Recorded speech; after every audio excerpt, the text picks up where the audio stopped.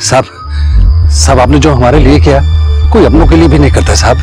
साहब वो हाँ साहब, हाँ साहब, वो मैं आपको कोई शिकायत का मौका नहीं दूंगा साहब। तो जो जैसे भी बोलेंगे मैं करूंगा ना साहब।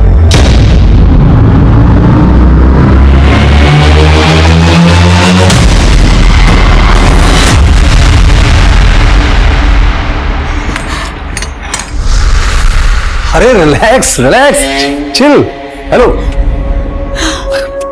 अरे हम प्रैक्टिस करते रहेंगे तो हो जाएगा। Practice makes a man perfect. देखिए, इतनी मुश्किलों से तो हम आपके नजदीक आए हैं। अब आपका ये खेल कहीं हमें फिर से जुदा ना कर दे। अरे तो हम थोड़ा ना मरेंगे, पर वो जो हमारे साथ आएगा ना वो मरेगा। तुम खाली पीछे से आना और फिर उसके बाद हम देख लेंगे। प्रभात जी, नहीं नहीं, हमें ये समझ नहीं आ रहा प्रभात जी। अरे बिना के लिए किसी का मर्डर करना, हम इसमें आपका साथ नहीं दे सकते। हमसे नहीं हो सकता। हम ऐसा नहीं करेंगे तो हम रास्ते पे आ जाएंगे, और तुम मेरी मदद नहीं करोगे तो कौन मदद करेगा मेरी?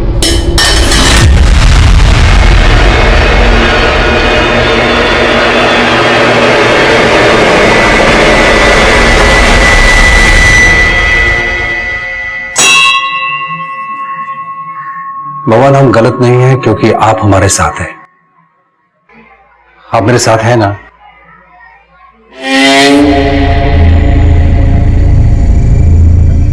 साहब दो ना साहब, कुछ दो ना साहब जी, कुछ दो ना साहब। बहुत भूखा हो साहब जी, कुछ नहीं खाया। भगवान आपकी हर इच्छा पूरी करेगा साहब।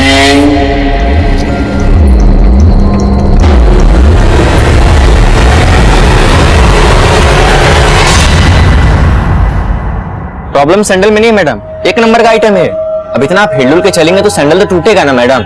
What do you mean by हिलडुल के चलना? मतलब what do you mean to say मुझे चलना नहीं आता है? एक तो रद्दी माल बेच रहे हो, ऊपर से मुझे कर दिखा रहे हो। हाँ?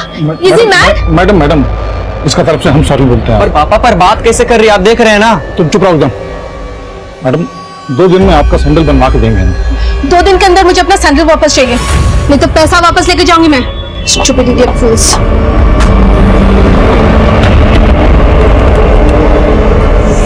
भैया जरा सो समझाइए, कस्टमर से ऐसे बात करेगा? ये ऐसे पेश आएगा? तो आप समझा रहे हैं उसे, सुबह से माथा खराब करके रखा इसने।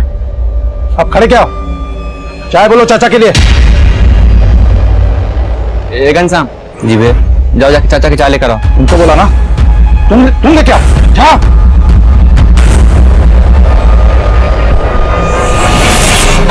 नमस्कार, मैं senior inspector Abhimanyu Jindal, crime Patrol Dastak में आप सभी का स्वागत करता हूं। आज जो केस मैं आप लोगों के सामने रखने जा रहा हूं वो कहीं ना कहीं हर आम आदमी से जुड़ा है, जिसकी जिंदगी में अपराध कोसों दूर होता है, लेकिन एक भूल जिंदगी भर का पछतावा बन जाती है। जब कोई सही इंसान गलत राह पर होता है तो उसे समझने की एक दस्तक जरूर मिलती है, लेकिन जब कोई गलत को सही ठहराने की साजिश करता है तो उसके द्वारा उठाया गया हर कदम एक भयानक अंत की दस्तक दे रहा होता है।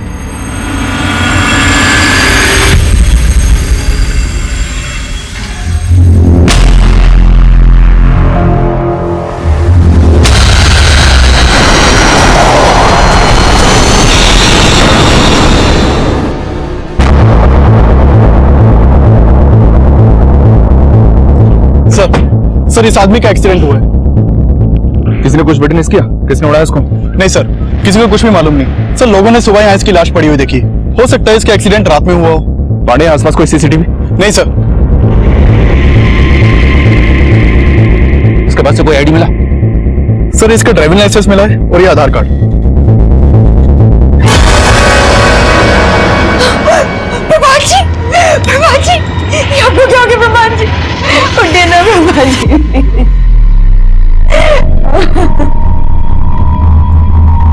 प्रभात रात को 11 बजे दुकान से निकला था, तो देर रात फोन आया गायत्री का कि वो घर नहीं पहुंचा।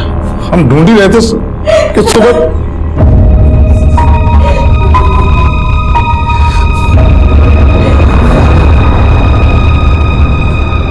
देखिए, लग तो ऐसा रहा है कि हिट एंड रन का केस है। पोस्टमार्टम के बाद बॉडी आपको सौंप दी जाएगी।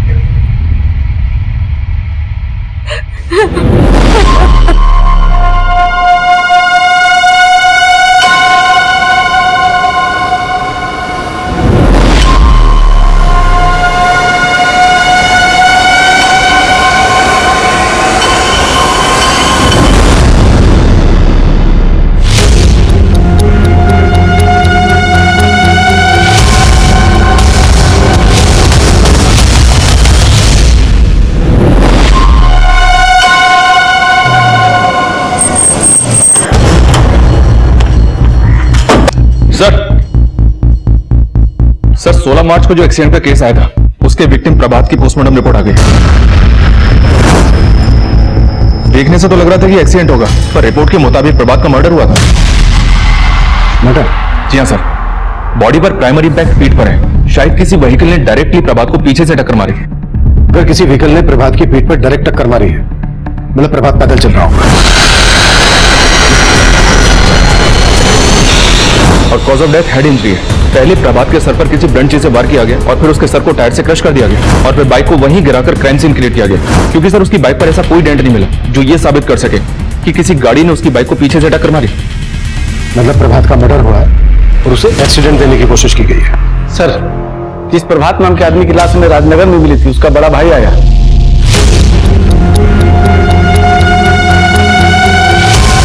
शास्त्री जी, शास्त्री जी। अरे गायत्री जी, आप यहाँ? शास्त्री जी, मैं आपसे मिलने आ रही थी। वो कहा ना, ऑफिस में तो आप मिलते नहीं है।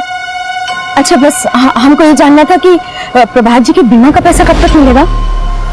देखिए गायत्री जी, जब तक पुलिस से हमें ये सर्टिफिकेट नहीं मिल जाता कि प्रभात की मौत एक्सीडेंट की वजह से ही हुई थी, तब तक आपको वेट करना होगा। सर, हमको समझ नहीं आ रहा है कि कैसे कहें, हमको बहुत अजीब सा लग रहा है सर। देखिए, आपको जो भी कहना है आप बेझिझक होकर कहिए। सर, हमको लगता है कि वो लाश प्रभात का था ही नहीं सर। लेकिन सौरभ जी, बॉडी की शिनाख्त खुद आपने और प्रभात की बीवी ने की थी। सर, हमने नहीं की थी सर, गायत्री ने की थी सर। अगर आपको डाउट था तो ये बात आपने हमसे पहले क्यों नहीं कही? सर, गायत्री ने अचानक से इतना कुछ कह दिया सर, वहां कुछ कह नहीं पाए और बाद में हमने बात करने की कोशिश की है तो अजीब सा रवैया था सर उसका। जी भैया, आप प्रभात जी की आत्मा शांति की प्रार्थना की जगह कुछ भी बोले जा रहे हैं। लाश का चेहरा इतना बिगड़ा हुआ था और एकदम से मान लिया तुमने कि वो प्रभात हैं। कहना क्या चाहते हैं? हाँ, हम अपने पति को नहीं पहचानेंगे। सर, गायत्री उल्टा हमें सुनाने लगी सर, तो हमको लगा कि आप लोगों से ये बात छुपाना नहीं चाहिए सर। मर्डर? प्रभात जी का मर्डर हुआ? मर्डर हुआ है, लेकिन आपके जेठ सौरभ का कहना है कि जिस लाश की आपने शिनाख्त की थी वो आपके पति प्रभात की नहीं थी। वो तो हमको भी पहले यही बोल रहे थे, लेकिन साहब ये मर्डर का सुन के ना हमको हमारे जेठ जी पे शक हो गया। एक मिनट, आप कहना क्या चाह रहे हैं, साफ साफ बताएंगे? प्रभात जी को जरूर हमारे जेठ और उनके बेटे जितेंद्र ने मारा है। ये सब बोल के कि वो लाश हमारे पति की नहीं है, आपको भटका रहे हैं, कहानियां बना रहे हैं ताकि आप उन पे शक ना करें। वजह? मेरा मतलब, किस मकसद के लिए वो आपके पति प्रभात को मारेंगे? साहब, बाप बेटे दोनों की नजर थी प्रभात जी की दुकान पे। साहब, हम आपको बता रहे हैं कि इन दोनों की नीयत बिल्कुल अच्छी नहीं है। सर, ये नीयत में खोट निकाल के ये गायत्री को गेम कर रही है सर। हाँ साहब, हमें तो ये नहीं समझ में आ रहा कि चाची अचानक से हम पे ऐसा आरोप क्यों लगा रही है। हम बता रहे हैं सर, गायत्री कोई गेम कर रही है। सर, डेड बॉडी से जो कपड़े मिले थे वो प्रभात के ही थे और क्राइम सीन से जो बाइक मिली थी वो भी प्रभात की थी। चक्कर को समझ में नहीं आ रहा है, सौरभ की बात सही है या गायत्री का आरोप? सिंह, सबसे पहले लाश का डीएनए मैच करवाओ प्रभात के बेटे कमल के साथ। प्रभात की फैमिली और बिजनेस दोनों से जुड़ी हर बात पता करो। हमें दोनों पॉसिबिलिटीज पर काम करना है। क्या प्रभात का वाकई में मर्डर हुआ है? और अगर प्रभात का वाकई में मर्डर हुआ है तो ये एक साजिश है। तो इस साजिश का मकसद क्या हो सकता है?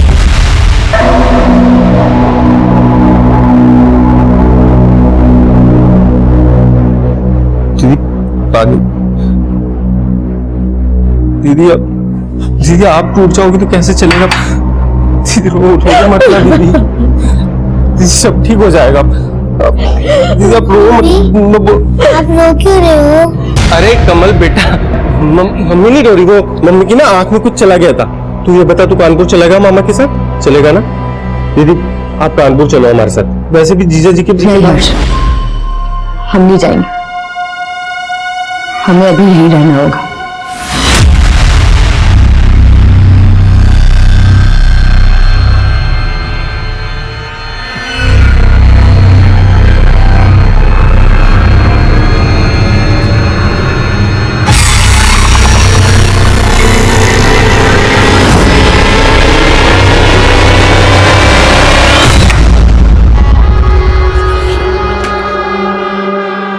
गायत्री मुझे लगता है सौरभ भैया को प्रभात की प्लानिंग की भनक लग गई है, इसलिए उन्होंने पुलिस को भड़काया।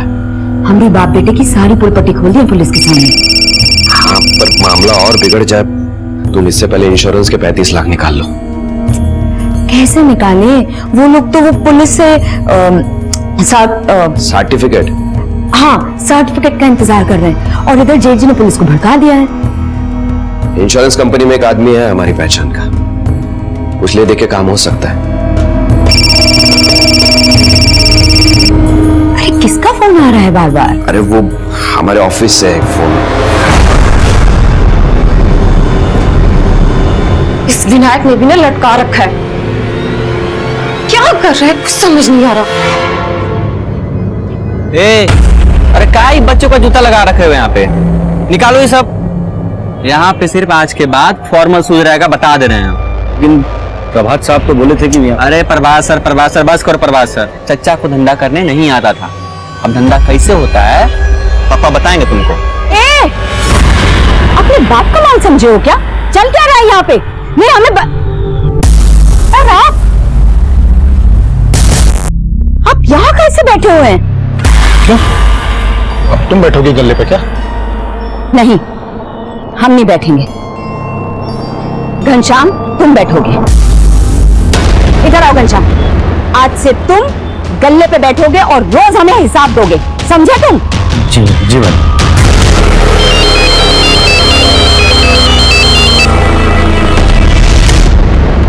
अरे काहे हमें इतना परेशान कर रहे हो आप? अरे परेशानी हमको हो रही है भाभी जी। पूरे 10 लाख रुपए लिए थे प्रभात ने। और एक बात बताइए, वो बीमा वाला पैसा नहीं मिला आपको अभी तक? नहीं मिला है। अगर मिल चुका होता तो हम आपको पैसे लौटा देते ना। लौटाना तो आपको पड़ेगा ही भाभी जी। वो बीमा वाले के पीछे पड़िए और पैसा निकलवाइए।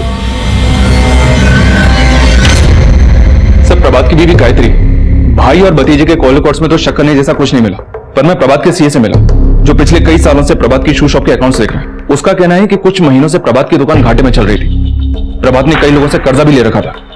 एक बात और सर, प्रभात ने सिर्फ 3 महीने पहले 35 लाख की एक टर्म इंश्योरेंस पॉलिसी ली थी। तो तुम्हें क्या लग रहा है, ये साजिश इंश्योरेंस पॉलिसी के 35 लाख रुपए निकालने के लिए रची गई थी? पक्का तो नहीं कर सकते सर, हो भी सकता है।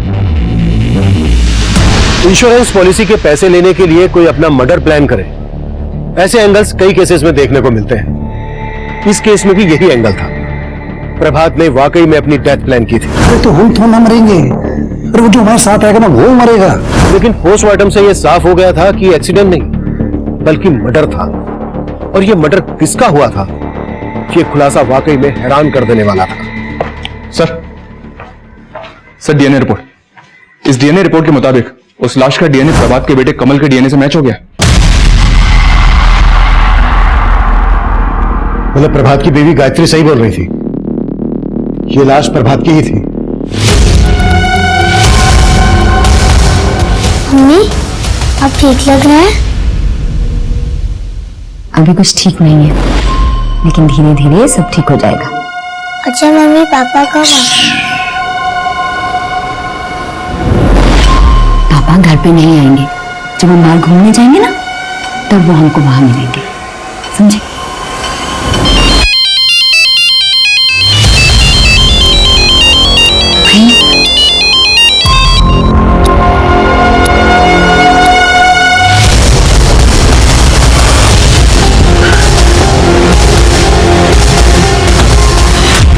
गायत्री जी, माफी चाहूंगा, हमने आप पर शक किया। दरअसल आप बिल्कुल सही कह रही थी, वो लाश आपके पति प्रभात की ही थी। आपने अपने जेठ सौरभ और उसके बेटे जितेंद्र पर शक जताया था। अब हम इसी दिशा में काम कर रहे हैं।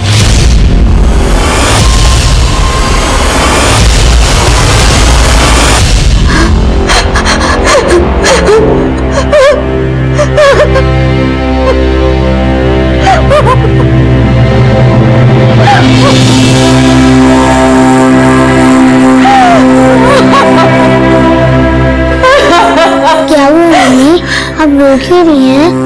अब कोई भी नहीं है यहाँ।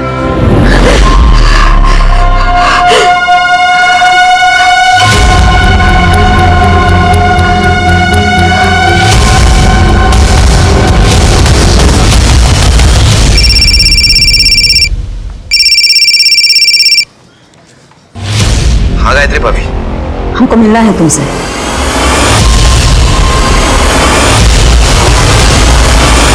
सिंह, अब हमारा फोकस क्लियर है। यह केस प्रभात की हत्या का ही है। अब हमें यह पता लगाना है कि प्रभात की हत्या के पीछे किसका और क्या मोटिव हो सकता है। फिलहाल सबसे बड़ा मोटिव तो सौरभ का ही दिख रहा है सर। इसके बेटे जितेंद्र के बारे में पता किया मैंने, एक नंबर का चर्सी है। 6 महीने पहले प्रभात ने सौरभ और जितेंद्र को नौकरी दी, तभी से प्रभात की दुकान घाटे में जा रही थी, पता किया मैंने। हो सकता है सर दोनों बाप बेटे मिलकर दुकान में घपला कर रहे हो। इस बात का पता प्रभात को चल गया और दोनों ने मिलकर प्रभात का गेम बजा दिया। सिंह, एक काम करो, बुलाओ बाप बेटे को। सब जितेंद्र तिवारी, सन ऑफ सौरभ तिवारी, तुम दोनों का गेम ठीक से समझ में नहीं आ रहा है मेरे। तूने कहा कि वो लाश प्रभात की नहीं थी, जबकि वो लाश प्रभात की ही थी। तेरे कपड़े का सारा चिट्ठा है मेरे पास। अब अगर तुम लोगों ने तनिक भी चालाकी की ना तो यही। नहीं सर, बता रहे हैं आपको। सर हम कह रहे हैं सर, ये चालाकी गायत्री ने की और करा रहा है सब विनायक। वो विनायक बहुत ही पहुंची हुई चीज है। चाची के साथ उसका चक्कर भी चल रहा है साहब। सर हमारा लड़का निकम्मा है लेकिन झूठा नहीं है सर। इसने अपनी आंखों से उन दोनों को खुद देखा है एक साथ में। क्या साहब, आप पता लगाएंगे तो खुद ही पता लग जाएगा साहब कि वो दोनों के बीच में क्या चक्कर चल रहा है साहब।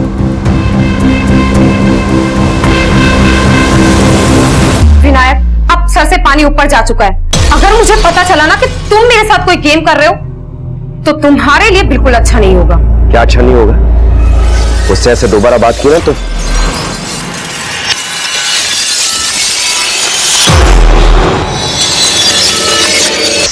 गायत्री भाभी, हमें लग रहा है पुलिस झूठ बोल रही है। भगवान करे यही सच हो। पर प्रभात जी हमसे बात क्यों नहीं कर रहे हैं? भाभी, उसने कहा था ना कि वो कुछ दिन गायब रहेगा, इसीलिए शायद।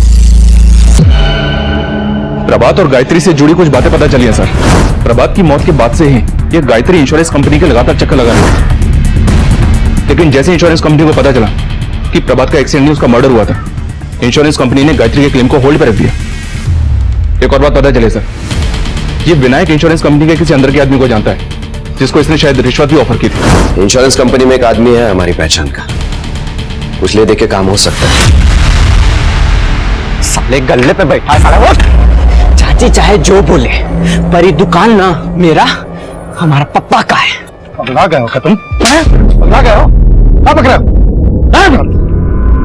बकवास कर रहा है।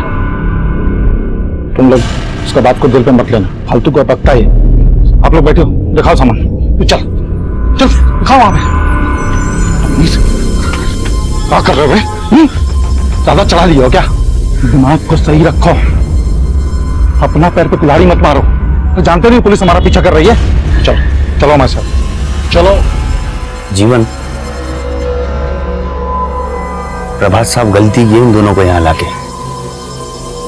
हमको तो लगता है कि उनको इन्हीं लोगों ने खत्म किया है।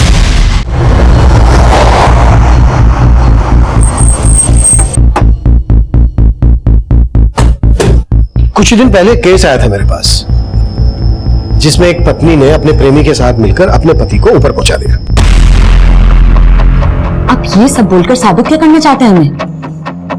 वही जो आपने समझा, आपके और विनायक के बीच। देखिए, आप एक पतिव्रता पे शक करके ठीक नहीं कर रहे हैं। सर, प्रभात मेरा बहुत अच्छा दोस्त था, इसीलिए मैं गायत्री भाभी को मिलता रहता हूँ, और उनको यह संभालने वाला भी कोई नहीं है। और गायत्री को संभालते संभालते तूने प्रभात का मजाक बना के रख दिया आपने प्रभात जी की मौत का।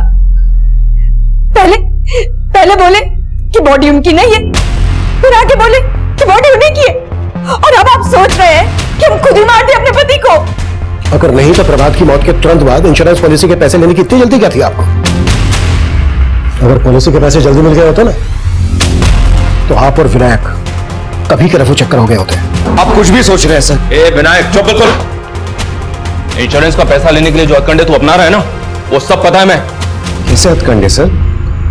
मैं तो बस चाहता था कि गायत्री भाभी को इंश्योरेंस के पैसे जल्द से जल्द मिल जाए। आपको उसकी फाइनेंशियल हालत का अंदाजा भी है? अंदाजा है हमें, और सब समझ भी रहे। सब गलत समझ रहे हैं साहब, आप सब गलत समझ रहे। एक तरफ आप पीछे पड़े और दूसरी तरफ वो प्रेम हमारे पीछे पड़ा रहता है।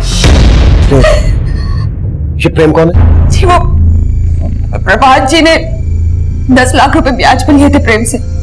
उनकी मौत के बाद उस प्रेम ने जीना आराम कर दिया हमारा। लौटाना तो आपको पड़ेगा ही भाभी जी। वो बीमा वाले के पीछे पड़ी और पैसा निकलवाइए। इस प्रेम को पहले से पता था कि प्रभात ने 35 लाख रुपए का बीमा लेकर रखा था अपना। अब साहब वो भूल रहा है तो उसे पता ही होगा। शायद प्रभात जी ने बताया हो उसे। हाँ तो क्या हुआ पैसों करे हैं? भगवान से एक मिनट जबरदस्ती उठवा लाया आप हमको यहाँ पे। अरे सर ये तरीका है क्या? सीधा मुद्दे पे आ, मुद्दे पे। सर माना कि प्रभात पैसे देने की स्थिति में नहीं था, लेकिन हमने कभी उसको धमकी नहीं दी सर। सीधा मार दिया। लेनदार को मार के हम अपना पैसा डुबवाएंगे सर। तुझे पहले से पता था ना कि प्रभात की 35 लाख रुपए की इंश्योरेंस पॉलिसी थी। उसके मरने के बाद वो 35 लाख रुपए उसकी बीवी को मिलते। वो उन्हीं पैसों में से तू अपने 10 लाख रुपए वसूल करने की सोच रहा है उसकी बीवी से। ऐसा कुछ नहीं है सर, बल्कि उनकी पत्नी को तो हमने डेडलाइन दिया था 3 महीने का। इसी तरह की डेडलाइन तुम्हें 15 मार्च तक की प्रभात को दी थी और 15 मार्च तक जो वो अपने पैसे नहीं चुका पाया तो 16 मार्च को तूने उसका मर्डर कर दिया। सर आप हम पे खामोखा शक कर रहे हैं। उस दिन हम घर पे थे, मैच देख रहे थे, हमारा कॉल रिकॉर्ड निकल लिया, चेक करिए सर। तो मुझे मेरा काम मत सिखा और शक तो हम तुझ पे करेंगे, और अगर कुछ भी मिला ना तेरे खिलाफ तो उसका तुझे ब्याज चुकाना पड़ेगा। और अगर हमें बिना इन्फॉर्म किए शहर से बाहर गया तो तेरा असल सूद सब बराबर कर देंगे। चल निकल चल।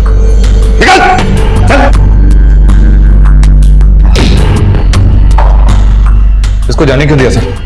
अपने तरीके से पूछताछ करते 2 मिनट में सब उगल देता। नहीं सिंह, इसे क्या बोलना है पहले से तैयारी करके आया है। प्रभात की मर्डर वाली रात की इसकी सारी एक्टिविटीज चेक करो, नजर रखो इस पर। साहब जी, साहब जी, साहब जी, साहब जी, साहब जी, साहब जी।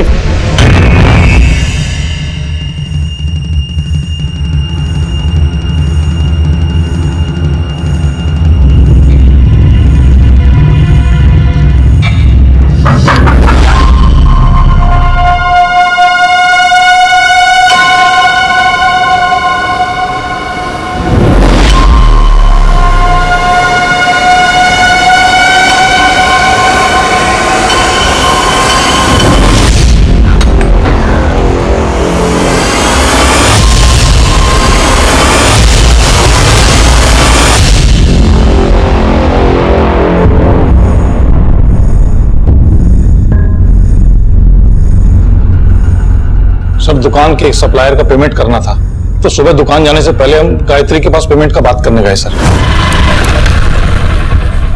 वहां पहुंचे तो देखे ताला लगा हुआ है सर।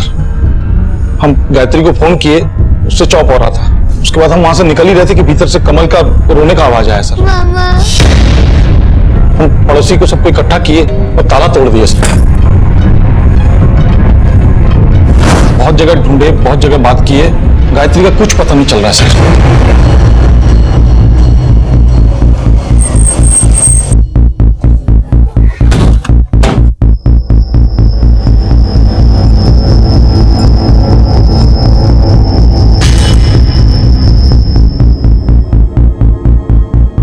कमल बेटा एक बात बताओ, रात को मम्मी से कोई मिलने आया था?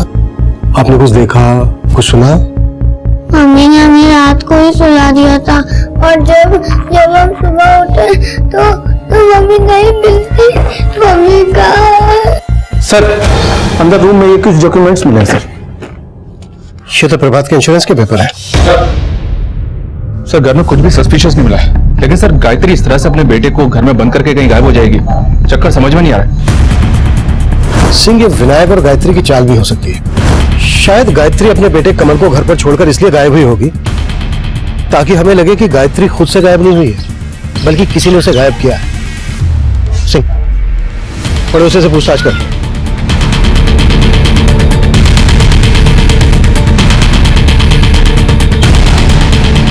सर हमने रात को तो यहाँ से किसी को आते जाते नहीं देखा, लेकिन आज सुबह जब हम बाजार से घर जा रहे थे तो देखा कि गायत्री के जेठ यहाँ घर के बाहर सबको इकट्ठा कर रहे थे।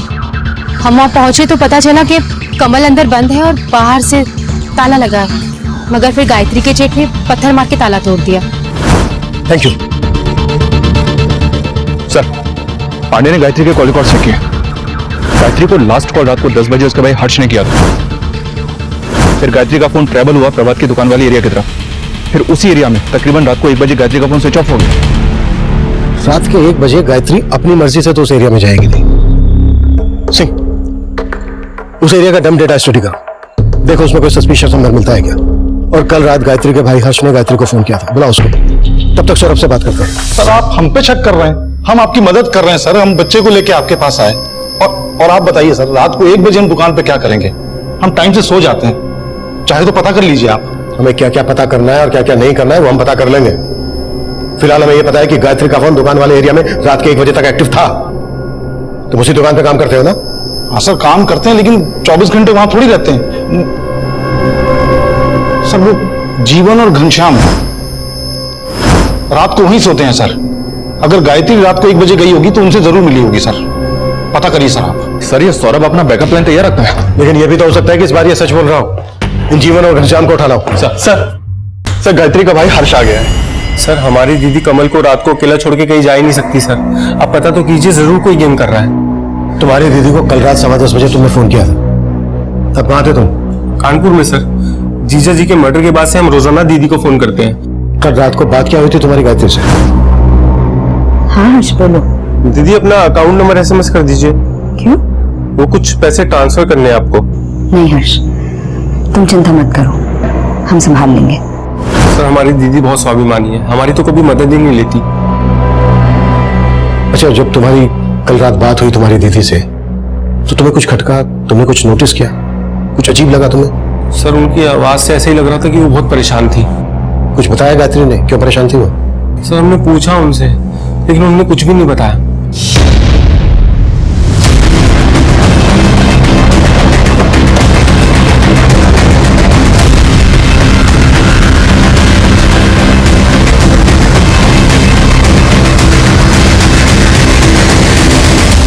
सब दुकान तो रात को 11 बजे बंद हो जाती है, इतनी रात को गायत्री भाभी वहां क्यों आएंगी? गायत्री का फोन वहीं दुकान के एरिया में बंद हुआ था और तुम दोनों दुकान पर ही सोते हो। अगर कुछ भी छुपा रहे हो, कुछ भी, तो अभी बता दो, नहीं तो यही काट दो। सर हम कुछ नहीं छिपा रहे हैं सर। माना कि हम सोते हैं दुकान में, लेकिन जितेंद्र भी तो आए दिन दुकान में आता रहता है ना जी। हाँ साहब, वो रोज रात को दुकान में आके नशा करता है। वो कल रात को भी 1 बजे के करीब आया था और फिर वो चला गया, लेकिन गायत्री भाभी को वहां नहीं देखा हम लोगों ने। सर गायत्री के घर के आसपास के एरिया का डम डेटा चेक किया। जिस रात गायत्री गायब हुई तब वहां विनायक का नंबर एक्टिव था और विनायक के नंबर से प्रभात के नाम पे रजिस्टर्ड एक दूसरे नंबर पे कॉल किया गया था। प्रभात का दूसरा नंबर? जी हाँ सर, यह नंबर चेन्नई में एक्टिव था लेकिन अब बंद है। चेन्नई में प्रभात का दूसरा नंबर कौन यूज कर रहा होगा? पता नहीं सर, कहानी को समझ में नहीं आ रही। सब समझ में आएगा सिंह।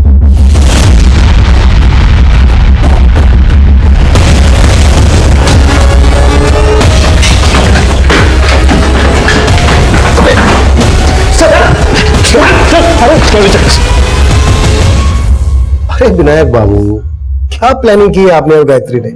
Sir planning? हमने ऐसी कोई प्लानिंग नहीं की थी सर। देखिए सर, मैं मानता हूं कि मैं उस रात गायत्री भाभी को मिलने गया था, लेकिन गायत्री भाभी कहां गायब हो गई? गायब हो गई? छिपा के रखा है उसे कहीं? भाकर भाई जा रहा था ना उसके पास, चेन्नई। चेन्नई? चेन्नई? हाँ चेन्नई। वहां प्रभात का दूसरा नंबर एक्टिव था। नहीं सर, मुझे सच में इसके बारे में कुछ नहीं पता। ऊपर देख, ऊपर देखो। सर बता रहा हूं सर। तुम जल्दी क्या है? अब बोल। सर प्रभात का ये नंबर अंजलि यूज करती थी। कौन अंजलि? अंजलि उसकी गर्लफ्रेंड थी। प्रभात की गर्लफ्रेंड? जी सर, प्रभात और अंजलि का अफेयर चल रहा था। वो प्रभात की कस्टमर थी और दोनों में प्यार हो गया था। प्रभात और अंजलि हमेशा मेरे घर में ही मिला करते थे। सर प्रभात में और गायत्री भाभी में पहले हमेशा अनबन हुआ करती थी। अंजलि को पाने के लिए उसने फिर से गायत्री भाभी से रिश्ता सुधारना शुरू कर दिया और इसीलिए उसने अपना फेक डेथ प्लान कर दिया। Fake death? मेरी जगह कोई और मरेगा और इंश्योरेंस के पैसे पाने के लिए मुझे गायत्री को अपने फेवर में करना पड़ेगा। अंजलि तुझे इतनी पसंद है तो तू गायत्री भाभी से डिवोर्स ले ले। अरे तेरा दिमाग खराब है? सर से लेकर पैर तक मैं कर्जे पे डूबा पड़ा हूं यार। मैंने सब सोच लिया। मेरी फेक डेथ के बाद तुझे गायत्री को इंश्योरेंस के पैसे दिलवाने में मदद करनी पड़ेगी। सर वो अंजलि के प्यार में इतना पागल हो गया था कि दूसरे की लाश को अपनी लाश साबित करने का प्लान कर चुका था। दूसरा कौन? सर इसके अलावा मुझे कुछ नहीं मालूम सर। हाँ लेकिन उसने किसी को तो टारगेट किया था जिसका वो शायद मर्डर करने वाला था, लेकिन जब पता चला कि प्रभात का ही मर्डर हो गया तो कुछ समझ में नहीं आया। वहां चेन्नई में अंजलि प्रभात का इंतजार कर रही थी। विनायक मैं तुम्हें कब से कॉल कर रही हूँ, तुम मेरा फोन क्यों नहीं पिक कर रहे हो? और इधर मैं गायत्री भाभी को इंश्योरेंस के पैसे दिलवाने में मदद कर रहा था। इंश्योरेंस कंपनी में एक आदमी है हमारी पहचान का, कुछ ले दे के काम हो सकता है। कल रात गायत्री से मिलने क्यों गया था उसके घर? वो तो गायत्री भाभी ने खुद फोन करके बुलाया था। सर गायत्री भाभी रोजाना प्रभात के बारे में पूछती थी, उस रात भी उन्होंने प्रभात के बारे में ही पूछने के लिए बुलाया था।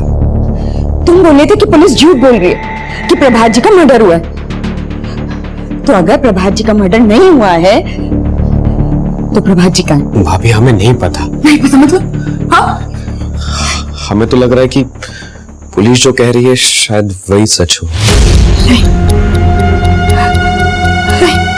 उसके लिए आंसू बहाने की जरूरत नहीं है, वो आपको धोखा दे रहा था। हाँ उसका दूसरी लड़की के साथ चक्कर चल रहा था। कौन लड़की? सर उस रात गायत्री भाभी ने अंजलि के बारे में पूछा और हमें जबरदस्ती अंजलि को फोन करवाया। सर गायत्री भाभी की आवाज सुनते अंजलि ने फोन कट कर दिया। उसके बाद मैं वहां से चला गया, मुझे नहीं पता सर उसके बाद क्या हुआ और गायत्री भाभी कहाँ है और प्रभात को किसने मारा। अंजलि का कोई फोटो है तेरे पास? हाँ sir, social media messenger DP में उसका फोटो है सर। सर हाईवे के पास एक औरत की लाश मिली।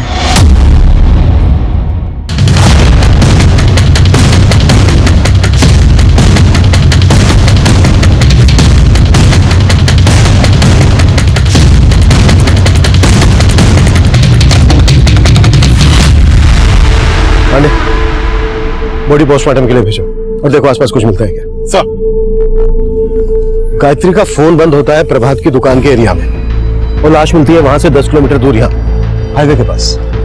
मुझे तो ये विनायक का ही गेम लग रहा है सर, और ये भी हो सकता है कि प्रभात के मर्डर का प्लान अंजलि और विनायक दोनों ने मिलकर बनाया और इस बात का पता गायत्री को लग गया हो, इसलिए दोनों ने मिलकर गायत्री को मार दिया।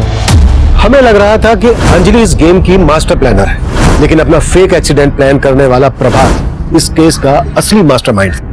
लेकिन उसका मर्डर कैसे हुआ, किसने किया, यह खुलासा चौंकाने वाला था। लेकिन इस केस की सबसे बड़ी विक्टिम गायत्री थी, जो अपने पति प्रभात के धोखे का शिकार हुई थी। गायत्री और प्रभात की आप बीती की गाज उनके बेटे कमल पर गिरी, जो अब अनाथ हो चुका है। प्रभात के बाद गायत्री का मर्डर किसने किया होगा, यह तब हमारे लिए पहेली बना हुआ था, जिसका जवाब हम अंजलि की तलाश में ढूंढ रहे थे। और अंजलि का गायब होने का खुलासा भी कोई कम चौंकाने वाला नहीं था। सर विनायक ने कहा था कि अंजलि इंद्रपुरम में रहती थी। इंद्रपुरम पुलिस से कांटेक्ट किया तो उन्होंने बताया है कि वहां एक लड़की की मिसिंग कंप्लेंट फाइल हुई थी। रिपोर्ट में लड़की का चेहरा तो अंजलि से मिलता था, पर कंप्लेंट किसी सोनाली शर्मा के नाम से फाइल हुई थी और ये कंप्लेंट करने वाला कोई और नहीं, अंजलि उर्फ सोनाली का फादर ही है। मैंने बात की उनसे। सर ये अंजलि नहीं है, मेरी बेटी सोनाली है और मैं किसी प्रभात को नहीं जानता सर। सोनाली करती क्या है? एस्पायरिंग मॉडल है सर, और हमें ये बात पसंद नहीं है। ये सोनाली गायब कब से है? 9 मार्च से। प्रभात का मर्डर होता है 16 मार्च को और ये लड़की अंजलि उर्फ सोनाली 9 मार्च को गायब होती है। और विनायक जिस नंबर पर इस सोनाली को फोन करता है वो नंबर गायत्री के मर्डर वाली रात तक चेन्नई में एक्टिव था। I'm sure sir, कि विनायक कोई गेम खेल रहा है। लेकिन सर इस विनायक ने जितना बोला है उसके आगे कुछ उगल नहीं रहा है। इसका तो ये भी कहना है कि वो ये तक नहीं जानता कि अंजलि का असली नाम सोनाली है। इस सोनाली का कैसे भी करके पता लगाना होगा सिंह, यही हमें इस केस की जड़ तक लेकर जाए। आजा, देखो तुम्हारे लिए क्या लाए हैं। टॉफी ले ले ले, पकड़ो। क्यों डरा रहे हो? अब इसे भी मारने का इरादा है क्या? इरादा तुम्हारा है आंटी, पापा ने तुम पे नजर रखने के लिए बोला है, कहीं चाचा चाची की तरह कमल को भी मार डाला तो। क्या सबको अपनी जैसा समझते हो? चलो निकलो यहाँ से, वरना अभी पुलिस को फोन कर दूंगी।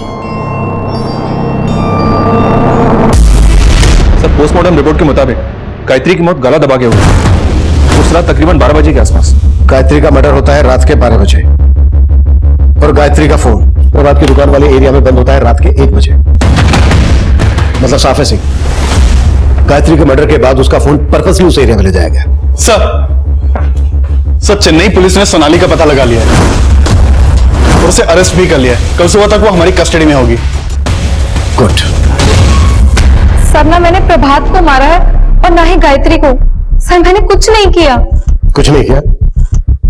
नाम बदलकर एक शादीशुदा आदमी को अपने प्यार के जाल में फंसाया और उसे इतना बरगलाया कि वो अपनी सीधी सादी बीवी को छोड़कर तुम्हारे साथ भागने के लिए तैयार हो गया। बोलती है कुछ नहीं किया। और क्या क्या किया है? खुद बोलोगी या बुलवाए तुमसे? मीरा। सर मैं बता दूं, सर ये सब मैंने अपनी मर्जी से नहीं किया। मुझे हर्ष ने बोला था उसके जीजा जी को फंसाने के लिए।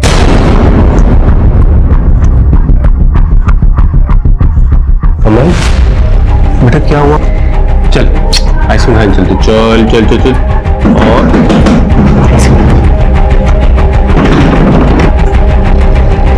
सर हमारा और सोनाली का अफेयर बहुत पहले से था। हमने इस सोनाली को बताया था कि हमारे जीजा जी गाजियाबाद में रहते हैं। और सर प्रभात के शॉप में अक्सर जाया करती थी। प्रभात जिस तरह मेरे साथ पेश आता था मुझे लग रहा था कि वो मेरे साथ फ्लर्ट कर रहा है। और जब मुझे पता चला कि प्रभात हर्ष की जीजा है तो वो प्लान हर्ष ने ही बनाया था। कैसा प्लान? कैसा प्लान? हमें लगता था कि हमारे जीजा के पास बहुत पैसा है, हमें पैसे की जरूरत थी सर। और सोनाली को भी हमारे कहने पे सोनाली ने हमारे जीजा से अफेयर शुरू कर दिया। वाकई में आपका कलेक्शन बहुत अच्छा है। Thank you very much. You are welcome. आते रहिएगा। Yes sir.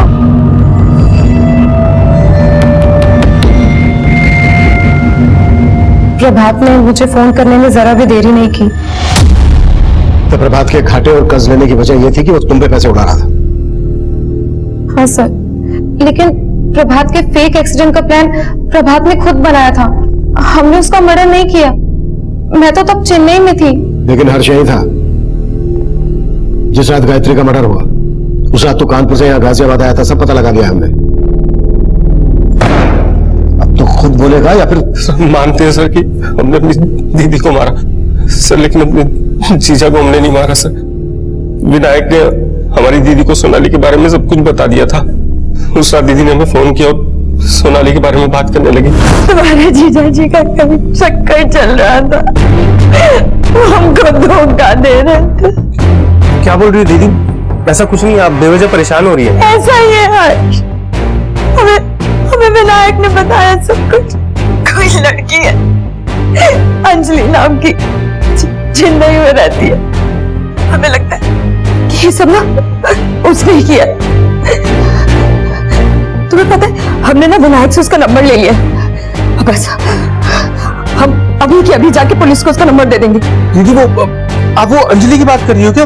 वो जो चेन्नई में रहती है? हाँ, और उसको तो हम जानते हैं दीदी। उसको तो आज हमने सुबह हाईवे पे देखा। दीदी आप एक काम करिए, आप हाईवे पे आ जाइए, हमने उसका घर देखा हुआ है। दीदी हमारी बातों में आ गई।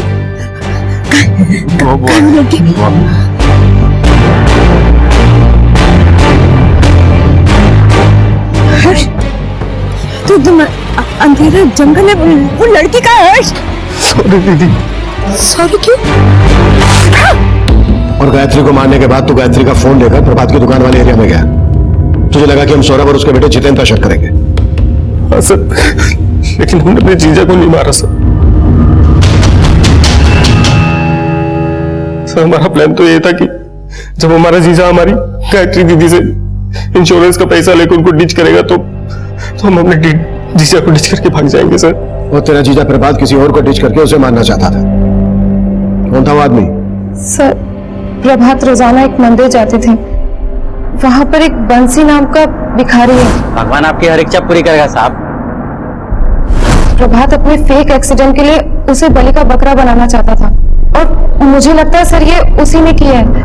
प्लान के मुताबिक जब प्रभात चेन्नई नहीं आया तो मैंने हर्ष को कहा उसका पता करने के लिए। सब पहले तो बंसी गायब था, लेकिन फिर जब उनको मिला तो बिल्कुल नए कपड़े डाला हुआ था सर। सच का पता करने के लिए हमारे से हाथापाई तक हुई, लेकिन वो भाग गया। सर हमें पक्का लगता है कि उस बंसी ने प्रभात को मारा है। जब उसे पता चला होगा कि प्रभात उसे मारना चाहता है तो उसने ही प्रभात को मार दिया होगा। हमने उस भिखारी को ढूंढने की कोशिश की, वो हमें नहीं मिला, गायब था। हमने उसके झोपड़े का पता लगाया तो हमें मालूम हुआ वहां उसने काफी पैसा छुपा कर रखा था। इससे पहले कि हम इन कड़ियों को ठीक से जोड़ पाते, हमें एक और चौंकाने वाली खबर मिली। सर, प्रतापनगर पुलिस को एक लाश मिली। लाश की शिनाख्त तो नहीं हो पाई, पर बंसी के स्केच से बहुत मैच करती है। इसकी बॉडी पर काफी ब्रांडेड कपड़े भी मिले। सिंह, इन कपड़ों पर जो टैग लगाया ना, इस टैग के बारकोड से यह पता लगाओ कि ये कपड़े कहां से बेचे गए और किसने खरीदे। Right sir. ये देखिए, नया माल दिखा रहे हैं आपको, फ्रेश एकदम।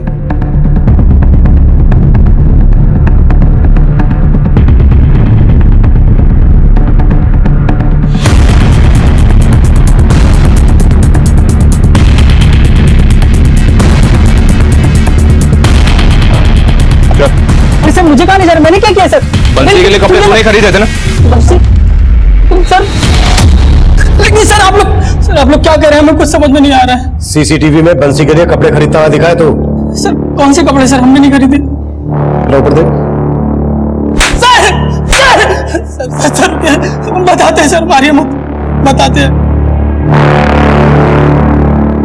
हमने ही मारा है बंसी को, क्योंकि बंसी ही जानता था कि हमने प्रभात भैया का भी खून किया था। प्रभात को क्यों मारा? प्रभात भैया के गले से पैसे उस जितेंद्र ने चुराए और उन्होंने हम पर शक किया। लेकिन भैया हमने चोरी नहीं की भैया। जिस थाली में खाना खाता उसे भैया हमने नहीं चोरी की भैया। पीछे मत आओ, तू निकल यहाँ से। सर प्रभात भैया को उस समय तो यकीन नहीं हो रहा था। उन्हें उनकी गलती का एहसास हुआ और उन्होंने फिर से मुझे काम पर बुला लिया। जीवन, आई एम सॉरी भाई। वो बस कीजिए ना भैया, हम तो हमेशा आपको अपना बड़ा भैया ही मानते हैं। मैं अपनी बेइज्जती भूला नहीं था। प्रभात भैया को लगता था कि मैं उनके लिए कुछ भी कर सकता हूँ, इसलिए उन्होंने उस नकली एक्सीडेंट के प्लान में मुझे शामिल किया। प्रभात भैया ने मुझे कहा था कि वो बंसी को रास्ते पर लाएंगे और उसको टेंपो के नीचे धक्का दे देंगे और मुझे उसे कुचलना था। प्रभात भैया का प्लान था कि बंसी के मर्डर को एक्सीडेंट दिखाया जाए, लेकिन मैंने प्रभात भैया के मर्डर को ही एक्सीडेंट दिखा दिया। बचा तो तू अब भी नहीं। बुरे काम का अंत हमेशा बुरा ही होता है, ये हम सब जानते हैं। अगर प्रभात ने उस वक्त गायत्री द्वारा दी गई दस्तक को महसूस किया होता, पीछे हट गया होता, तो शायद अंत इतना बुरा नहीं होता। दस्तक गायत्री को भी मिली थी। उसके पति का उसके साथ बर्ताव अच्छा नहीं था। अचानक से उसके पति का बर्ताव उसके साथ अच्छा हो जाना, इंश्योरेंस पॉलिसी के पैसे लेने के लिए षड्यंत्र रचना। लेकिन गायत्री इस दस्तक को महसूस नहीं कर पाई और गायत्री के साथ साथ इसका खामियाजा उसके बेटे कमल को भी उठाना पड़ा। कमल हमेशा के लिए अनाथ हो गया। देखते हैं हमारे आज के एपिसोड की दूसरी कहानी।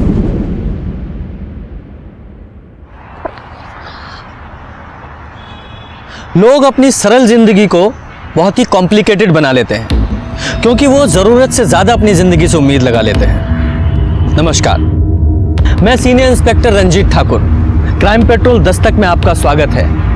यह केस तब का है जब मैं बिहार के भागलपुर के नाथनगर पुलिस स्टेशन में पोस्टेड था। जब यह केस मेरे सामने आया तो मुझे जिंदगी का एक अलग ही पहलू देखने को मिला। अनैतिकता का ऐसा घिनौना खेल मैंने अपनी जिंदगी में पहले कभी नहीं देखा था। 3 साल पहले डेथ हो गया था उनका। मरा हुआ आदमी से शादी हुआ हमरा। बहुत विचित्र तरीका से हमरा शादी हुआ। मंगलम भगवान विष्णु मंगलम गरुड़ध्वजा मंगलम भगवान पुंडरीकाक्षाय मंगलाय तनोहरि। अब वधू वर को वरमाला पहनाएगी।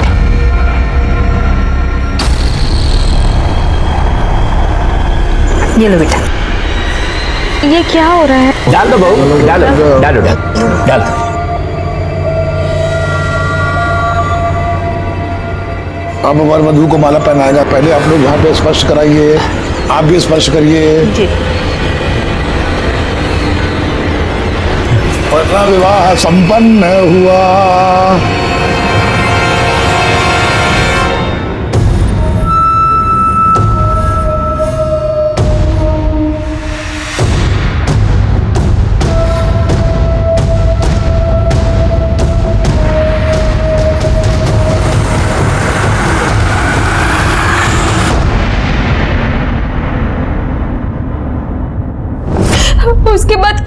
को कुछ याद नहीं है। जब आप सुबह सो के उठी तो आपके बगल में कोई था? बोलिए। जी भानु। कौन भानु? जिस मरा हुआ आदमी से अपना शादी हुआ ना, उसका छोटा भाई। यादव जरा पता कीजिए। सर चलिए। अरे किसी को कुछ होश वोश है कि नहीं? घर से बहू बाहर निकल गई है, हर कोई कह रहा है हमें नहीं मालूम, हमें नहीं मालूम। अरे किसी को कुछ बताओ तो कि कहाँ गई है वो? अरे तभी ना कह रहे हैं, इतना सब लोग हो तुम लोग, देख नहीं सकते थे कौन कहाँ जा रहा है? लेकिन हम तो अभी सो के उठे हैं। तुम तो सोते रहो बस। और तुम कहाँ थे रे? अरे भैया हम तो बेडरूम में ही थे ना, पता नहीं कब उठ के चली गई। और आप लोग चिल्लाइए मत, हम जा रहे देख के आ रहे हैं। तो खाली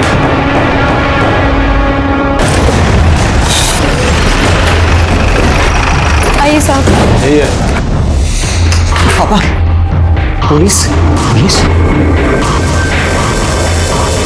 कहा हुआ बहू? दरोगा जी, लड़की बोल रही है कि मरा हुआ आदमी से शादी करवाएं आप लोग इसका। मरा हुआ आदमी? इसका तो दिमाग खराब हो गया है। ये हमारा बेटा है छोटा भानु, इसके साथ ब्याह हुआ इसका। ए जाओ एल्बम लेके आ जरा। हाँ भी लाते हैं। देखिए जब आप एल्बम देखिएगा आपको सब पता चल जाएगा। अरे बारात गई, विधि विधान से शादी हुआ, अब कैसे समझाएं हम आपको? अरे लाओ। ला रहे हैं। ले लीजिए।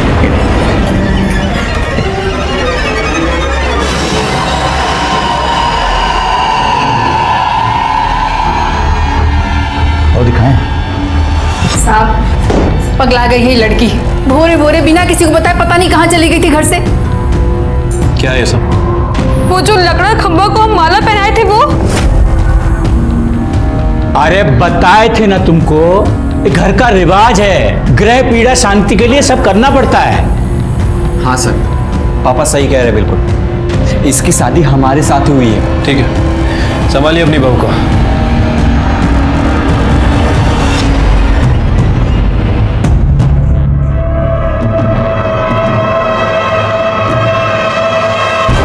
सर, लड़की का मानसिक संतुलन ठीक नहीं है, कुछ भी बोल रही है सर।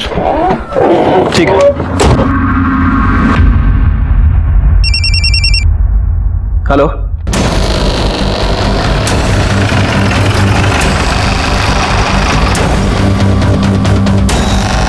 हटिए आपका।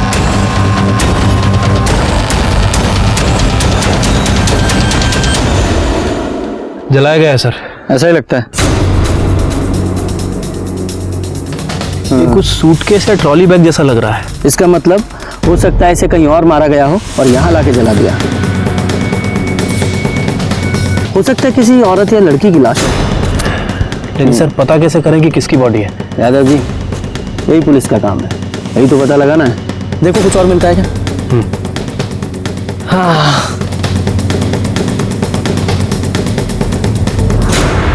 सर, फोन मिला है। देखो कोई सिम कार्ड या मेमोरी कार्ड बचा है क्या इसमें? सर रीढ़ की हड्डी टूटी हुई है, मतलब किसी धारदार हथियार से वार किया गया है।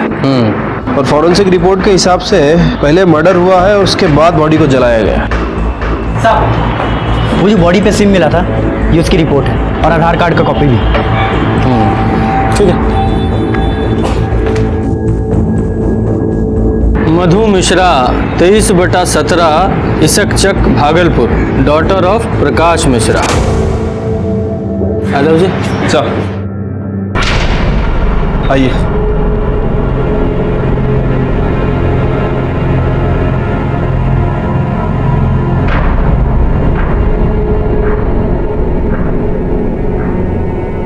एक मिनट रुकिए। देखिए सिर्फ कंकाल ही बचा है और बॉडी का पहचान सिम कार्ड से हुआ है। इसे पहचानते हैं आप दोनों? ये हमें बॉडी के पास मिला है।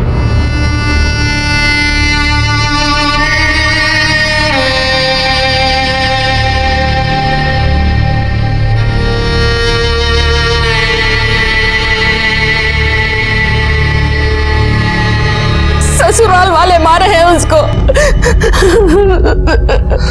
साहब वहां पर उसका किसी के साथ झगड़ा हो गया था।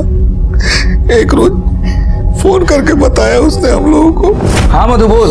पापा हमारा शादी फर्जी है। अरे क्या बोल रही है? क्या पागलों जैसा बात कर रही है? हाँ पापा, 3 साल पहले ही मर चुका है वो। हाँ? मधु। पापा हम आपको बाद में फोन करते हैं। उसके ससुर को फोन किए हम, वो तो फायर हो गए। कहने लगे कि आपके आंखों के सामने आपके आंगन में अपने छोटे बेटे भानु के साथ शादी किया था। एक मिनट, क्या नाम बताया? भानु। भानु, ये आपकी बेटी की शादी कहाँ हुई थी? वो ठेकेदार है ना साहब, लल्लन चौबे उन्हीं के हैं। तिलक माझी चौक वाले? जी साहब। सर ये तो वही लोग हैं। और वो लड़की सुमन, उसने भी इन लोगों के बारे में बताया। सुमन तिवारी नाम की औरत पहले ही मेरे थाने में आ चुकी थी, और फिर ये मधु मिश्रा का केस। दोनों ने ही भानु चौबे का जिक्र किया था। दोनों औरतों की कंप्लेन भी एक जैसी थी। कौन था ये जो एक मरे हुए आदमी से जिंदा लड़कियों की शादी करवा रहा था, और क्यों? और फिर उन दोनों में से एक औरत की हत्या हो गई, और जब उसकी जांच करने हम लल्लन चौबे के घर पहुंचे तो वहां एक अलग ही महाभारत छिड़ गया। आप लोगों ने धोखा किया हमरे साथ। आप लोग पुलिस को बहला सकते हो, हमको नहीं। और तुम कितनों को बेवकूफ बनाए हो? हाँ, चुप कर, नहीं तो अभी हम तुम्हारा, नहीं तो क्या क्या करेंगे? चुप, बहुत जुबान चलने लगा तुम्हारा। बाबूजी इलाज करना पड़ेगा इसका। अच्छा, इलाज करेंगे आप हमरा? हाँ, क्या इलाज करेंगे? क्या हो रहा है? ये सब किए हैं, हमारी लड़की इन लोगों के चलते मारी गई, और ये मारे हैं उसे। क्या बकरी है तू? हम बकरे हैं, हम बकरे हैं। कमी नहीं, हम तुम्हें छोड़ेंगे नहीं। शांत। क्या हो रहा है? देखिए सर, हम आपको बताते हैं। हाँ हाँ देख लिया। पहले ये बताइए कि किस मरे आदमी से आप लड़कियों की शादी करवा रहे हैं? फालतू का बात है सर, मरे हुए आदमी से किसी का शादी होता है भला? ये जो है मिश्रा जी, इनके बेटी से हमारे बेटे भानु का शादी हुआ है बस। पर इस भानु की शादी तो सुमन के साथ हुई थी ना? सुमन से पहले इससे शादी हुई थी, मिश्रा जी की बेटी से। हाँ सर, और इनकी बेटी शादी के दूसरे ही दिन भाग गई थी।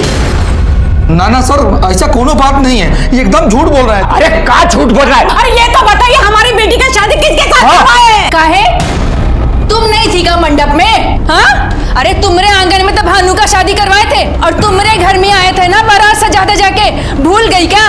और तुम्हारे घर से ही बहू को विदा करा के ले गए थे, याद है कुछ की नहीं? वो सब नाटक था, ड्रामा था। सच तो ये है, इन लोगों ने किसी मरे हुए आदमी के साथ हमारी बेटी का ब्याह किया है, उसे टॉर्चर किया है और जलाकर मार डाला उसे। टॉर्चर किया है इन लोगों ने। झूठ बोली ना कर तो मुंह नोच लेंगे। शांत, जाइए आप लोग, अपने घर जाइए, जाइए। इन लोगों को छोड़िएगा मत, हमारी बेटी को जलाकर मार दिए हैं ये लोग।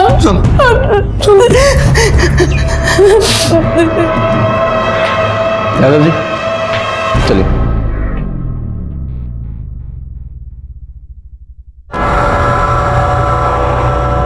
ये फोटो किसकी है? सर ये हमारे बड़के भैया थे, बद्री चौबे। 3 साल हुआ डेथ कर गए।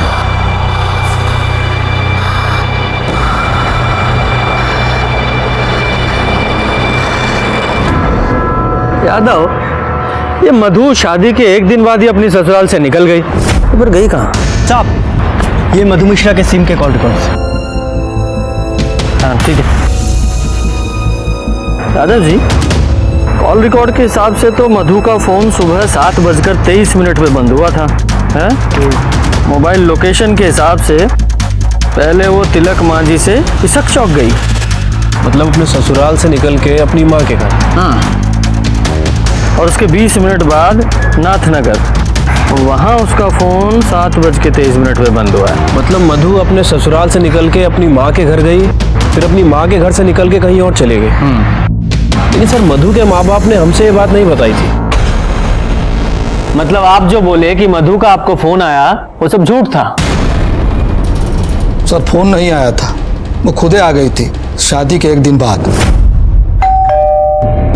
अरे आ रहे हैं भाई, कहा हुआ? सुबह सुबह आ गया। मधु, अरे कहा हुआ भाई? कहा बना रखा अपना हालत भाई? हाँ ये सब कहा हुआ? अभी अभी तो तेरा ब्याह हुआ और इतनी सुनी तू यहाँ क्या कर रही है और रो कहाँ रही है? कहा बात है? ये सब कहा है? हाँ पापा हमारी शादी फर्जी है। हमारी शादी एक मरे हुए आदमी के साथ हुई है। वो 3 साल पहले ही मर चुका था। अद्री चौबे, भानु का बड़ा भाई। ये क्या बोल रही है तू?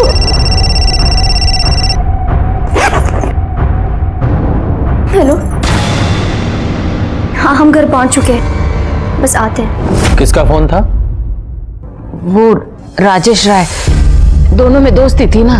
मतलब दोनों के अफेयर वाली बात सच है? अरे सर बोले ना, इसीलिए तो हम लोग किसी से कुछ बोले ही नहीं। एक तो गलत जगह ब्याह हो गया और ऊपर से बेटी का अफेयर। किससे लड़ते हैं? ससुराल वाले से। ये किससे FIR करते हैं सर? पीछा नहीं किया उसका? सर वो घर से बाहर निकली, हम भी उसके पीछे गए, लेकिन बाहर ऑटो खड़ा था, उस पर बैठ के वो निकल गई साहब। और उसके जाने के बाद आपने उससे कांटेक्ट करने की कोशिश नहीं की और ना ही उसने आपसे? बहुत सोच समझ के उसका ब्याह तय किए थे, लेकिन हमको क्या मालूम था कि उसका अफेयर था। अफेयर तफेयर हम नहीं जानते। हमारी बेटी के साथ उसके ससुराल में बहुत अत्याचार हुआ है, नहीं तो काहे भागती वो वहां से?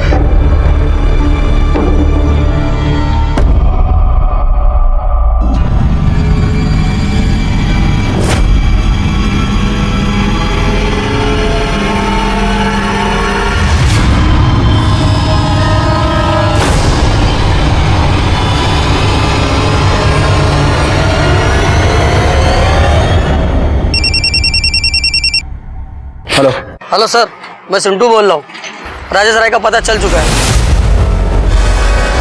देखो खबर है कि बॉडी मिल गया है। भाग लो बेटा। और हाँ सुनो, पुलिस ने पकड़ा तो हमारा नाम मत लेना। अरे ऐसा कुछ नहीं होगा, तुम फोन रखो अभी। ये राजेश राय कहाँ रहता है? वो है ये। रुक।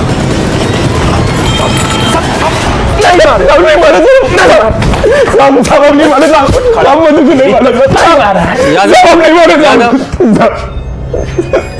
मारे साहब मधु को। शादी के एक दिन बाद ही वो भाग के तुम्हारे पास चली आई थी, उसके बाद से वो गायब? सब आई थी साहब, सब हम मारे नहीं उसको साहब। सब 3 साल से लव करते थे साहब उसको, जबरदस्ती शादी फिक्स कर दिया साहब उसका। वो तो सुसाइड तक का सोच रही थी साहब। तो हम बोले कि मिलो हमसे। फिर सर शादी के एक रोज पहले हमसे आके मिली। राजेश प्लीज कुछ करो, हम नहीं रह सकते तुम्हारे बिना। घबरा काहे रही हो? देखो हमारे पास एक ऑप्शन है। हाँ? क्या? हम यहाँ से कलकत्ता निकल चलते हैं। कब? तुम हमको 1 दिन का टाइम दो, ठीक है? तो टिकट निकालना पड़ेगा और कुछ पैसे का भी जुगाड़ करना पड़ेगा ना। लेकिन कैसे हो सकता है? 8 बजे शादी है ना, हम 7 बजे तुम्हारे घर के पीछे वाली रोड पे तुम्हारा वेट करेंगे। तुम निकल आना, फिर वहां से स्टेशन और स्टेशन से कलकत्ता।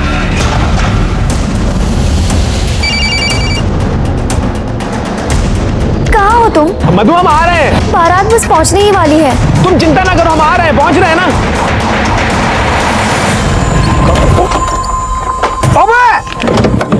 भैया गलती हो गया, देखिए। अरे जल्दबाजी में थे, देखिए गलती हो गया। आपका जो भी नुकसान होगा उसकी भरपाई हम कर देंगे। आप हमारा एड्रेस और फोन नंबर लिख लीजिए। अबे इतना मारेंगे ना कि मार के कनपट्टी लाल कर देंगे। चल 10,000 रुपए निकाल। चल। अरे 10,000 किस बात का? 200 रुपए का मटकाट आता है, हम दे देंगे ना। बोल रहे हैं 200 रुपए में ठीक होता है। अरे हम बोल रहे हैं यार, हमसे 10,000 रुपए निकालते हैं। जाना देखिए, हमको कहीं पहुंचना है। देखिए बहुत बड़ा इमरजेंसी है, हमको जाना है, इंतजार कर रहा है। अरे हम कर देंगे सारा भरपाई।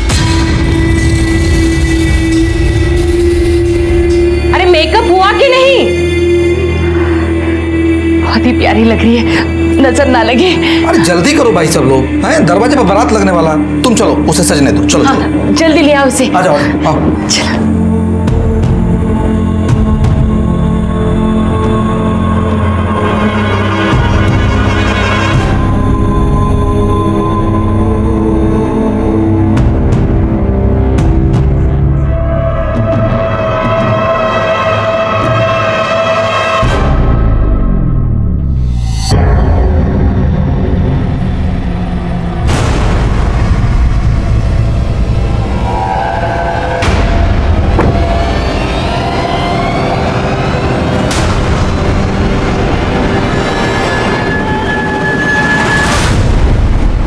मधु हमसे गलती हो गया, देखो लाइफ ओवर हो गया है हमारा, ओवर।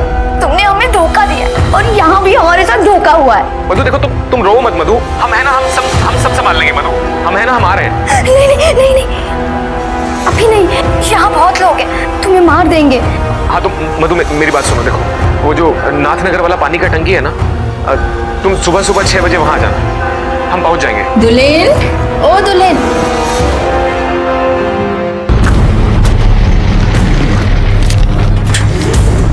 कहाँ लगे थे?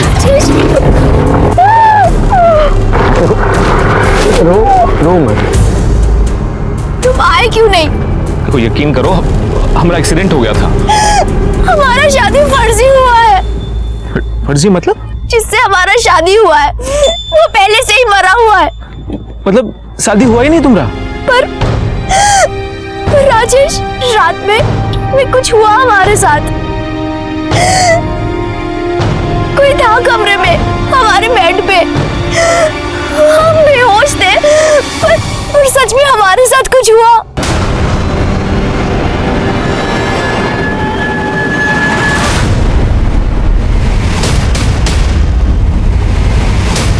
राजेश,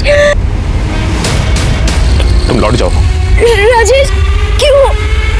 तुम घर लौट जाओ। राजेश, हम शाम में फोन करेंगे तुम्हें। राजेश, तुम मुझसे प्यार करते हो। राजेश, मतलब उसको छोड़ के तुम निकल गए? हाँ सर। ये भानु का दोनों लड़कियों से शादी हुआ था ना? हाँ सर। सर हमको लगता है कि असली खिलाड़ी ये भानु ही है।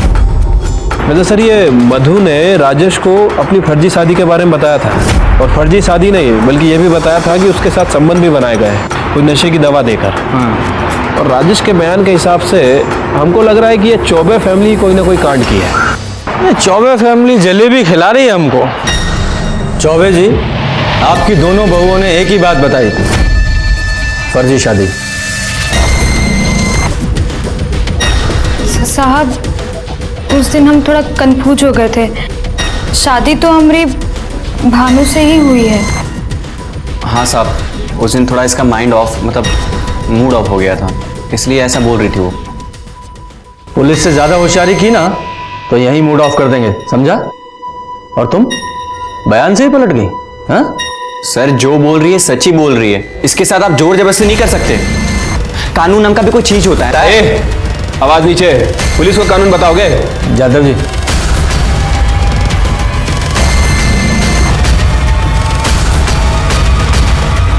चलिए।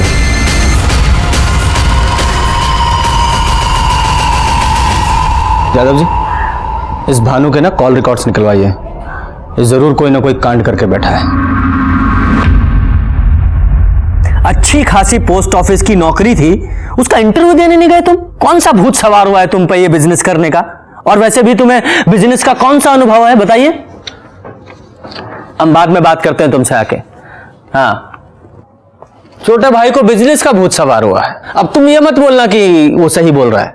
हाँ, क्या लेकर आया? सर आपका शक सही था। जिस दिन मधु का मर्डर हुआ उस दिन भानु की फोन की लोकेशन इशक चक का था। तिलक मांझी से इशक चक, यानी कि भानु लड़की का पीछा कर रहा था। यादव जी, इस भानु को अरेस्ट करो, इससे पहले कुछ और कर दे। ठीक है सर, एक मिनट। हेलो, क्या? एक काम कीजिए, फॉरेंसिक को भेजिए, हम लोग आ रहे हैं। यादव जी, फॉरेंसिक किस लिए? सर वो चौबे जी के घर चलना होगा, तिलक मांझी।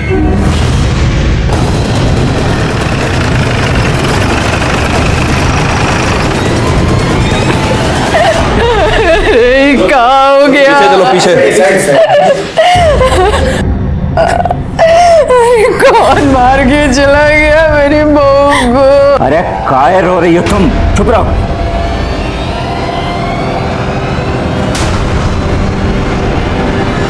बॉडी सबसे पहले किसने देखी?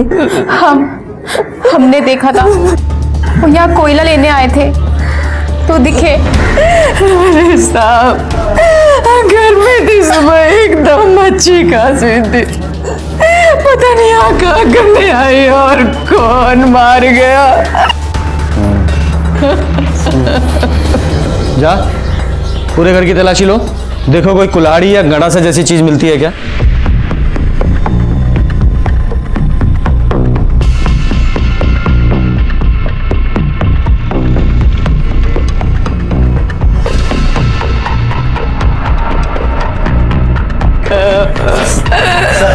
ये मिला। कहाँ मिला ये? सर पीछे छज्जे पे रखा हुआ था। हाँ, क्या है ये? हम नहीं जानते हैं साहब, हमने किसी को नहीं मारा है। और तुम्हारा वो दूसरा बेटा भानु कहाँ है वो?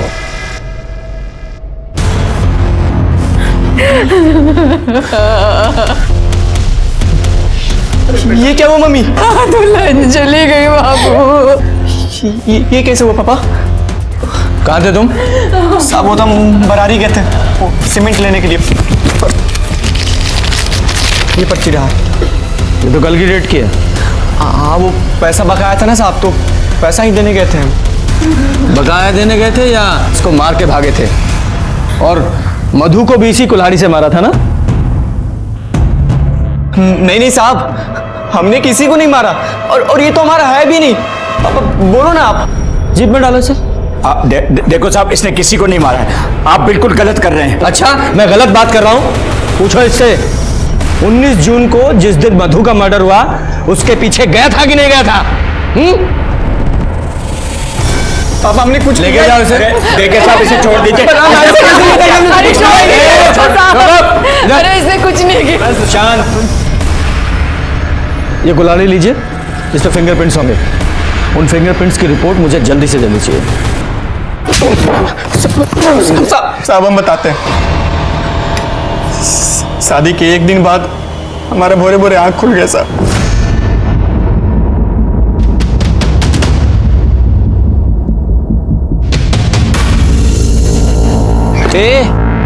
क्या चल रहा है? हाँ, कहाँ भाग गई वहां से? क्यों? तुम नहीं जानते?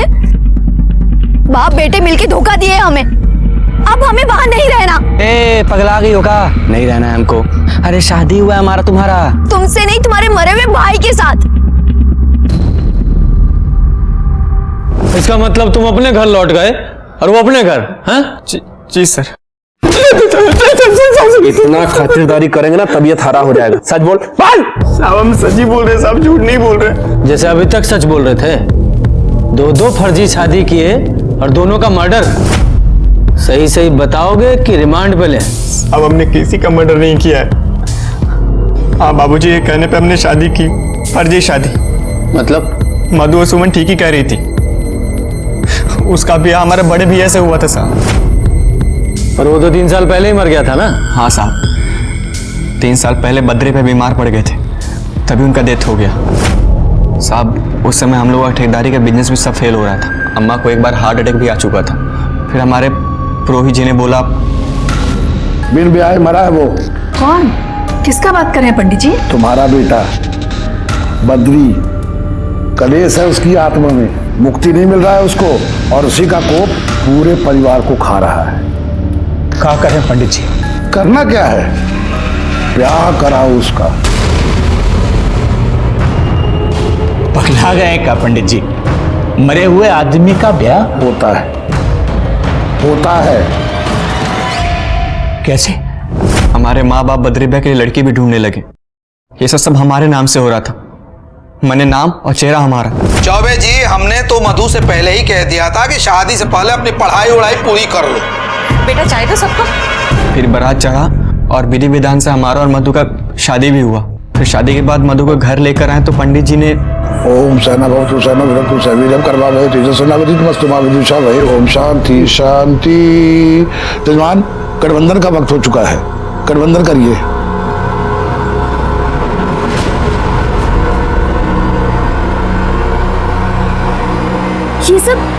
ये सब क्या हो रहा है? अरे कुछ नहीं बेटा, ये हमारे घर की रस्म है। इससे ना ग्रह पीड़ा शांत होती है, इसलिए तुम चिंता नहीं करो। जैसे जैसे पंडित जी बोल रहे हैं ना, वैसे वैसे करो।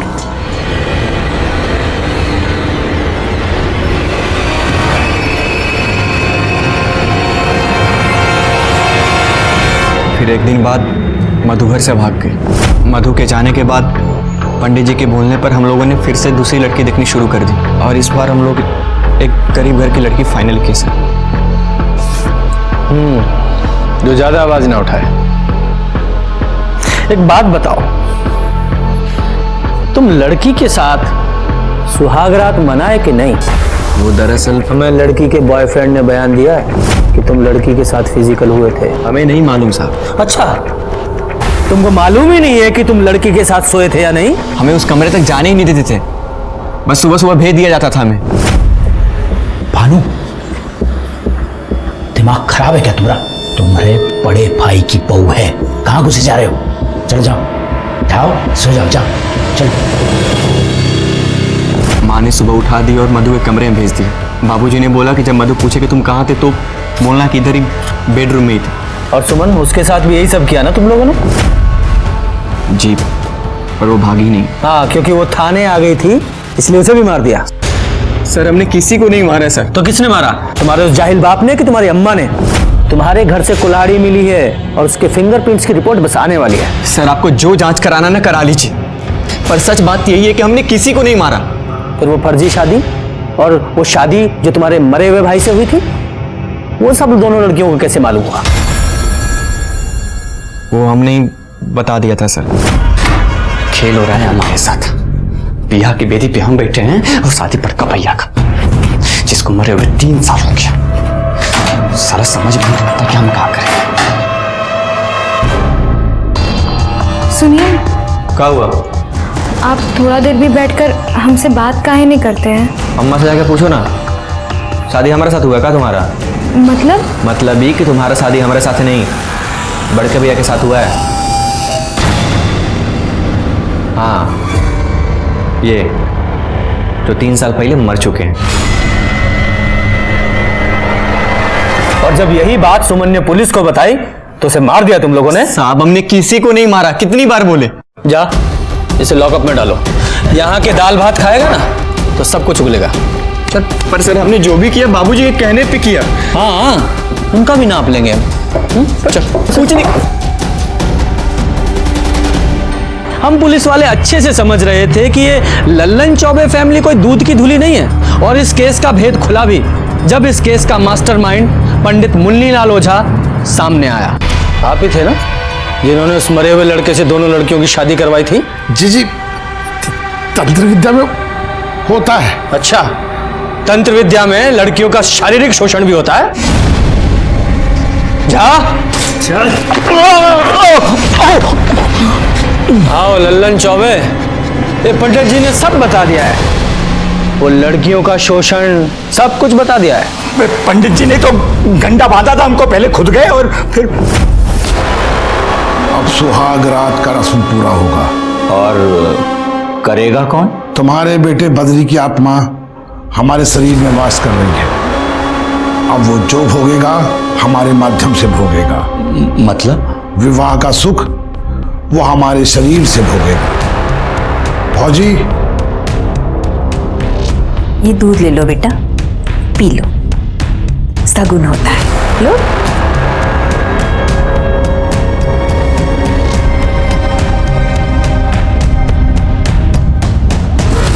बस नहीं, पूरा पी लो बेटा, सगुन होता है ना, पूरा पी लो।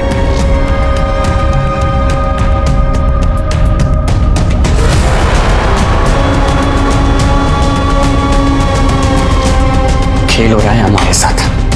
बियाह की बेदी पे हम बैठे हैं और शादी पर कपैया का। सारा समझ में नहीं आता कि हम क्या करें।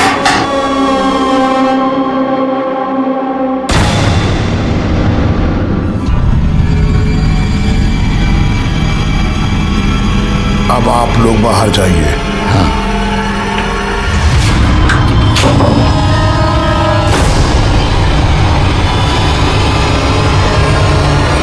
तुलीन अब बद्री युक्त हो गई है। अब जो भी इसको पहनेगा बद्री उसके माध्यम से सुख प्राप्त करेगा।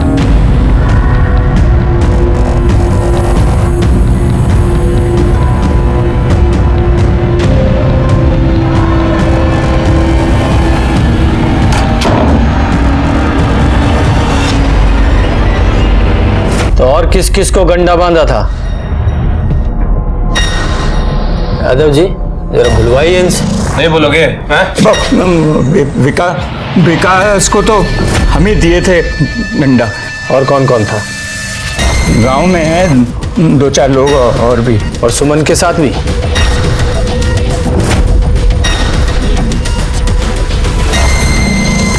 आज रात के बाद ये गंडा मैं तुमको दे दूंगा।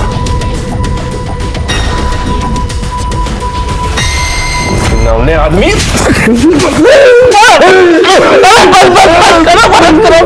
हत्या भी कबूल कर लीजिए पंडित जी, वरना बहुत पिटाई करेंगे। कोई हत्या नहीं करी हमने, कसम से कोई हत्या नहीं करी हमने। चौबे तुमने? नहीं साहब, हत्या बिल्कुल नहीं, हत्या नहीं किया। मरे हुए बच्चे की सौगंध खा रहे। जो कुछ किया था सब बक दिया ना आपके सामने, पर हत्या नहीं की साहब, बिल्कुल नहीं की। यादव जी, इन्हें यहीं चढ़ाओ, बलात्कार और जालसाजी का केस लगाओ। बैठो यहाँ पे।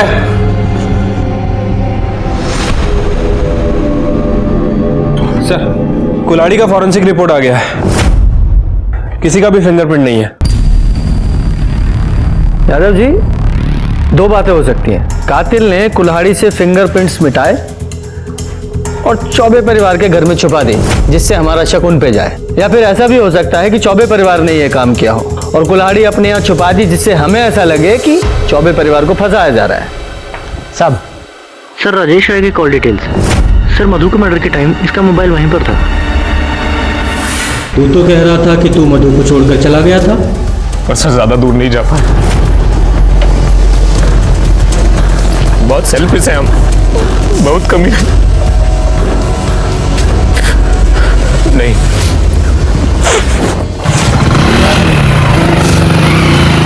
कितनी देर बाद वापस आए? सब 5 मिनट में आया तो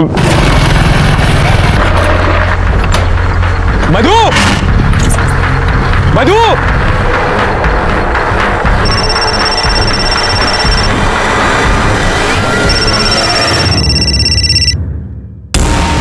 मधु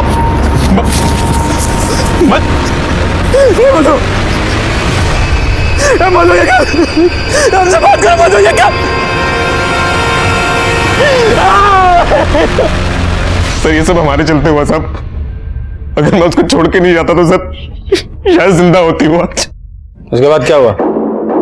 देख, अभी तू बरी नहीं हुआ है, अभी मौका है, सब बता दे वरना लंबा फंसेगा। सर हम बहुत डर गए थे साहब, तो सर हम अपने दोस्तों को फोन किए। कौन दोस्त? सुनील और भगत यादव। सुनील और भगत, जा। सब उन दोनों को हमारे अफेयर के बारे में मालूम था, इसलिए फोन किया सर। ये क्या हो गया बे? मर गई। अभी हुआ कैसे? हम कुछ नहीं किए, हम तो उससे मिलने आए थे। तूने किया नहीं है ना, फिर भी तू फंस जाएगा। हाँ कैसे? अब देख, तूने कोलकाता का टिकट लिया था ना, फोन भी तेरा इधर ही है। तो सीरियल नहीं देखता है क्या? अरे पुलिस लोग ट्रेस कर लेते हैं, समझा? सीधा पकड़ के लेके चले जाएंगे। पर हम कुछ नहीं किए। कुछ तो करना पड़ेगा। एक काम कर सकते हैं, सबूत मिटाओ। कैसे? मेरे पास एक तरकीब है।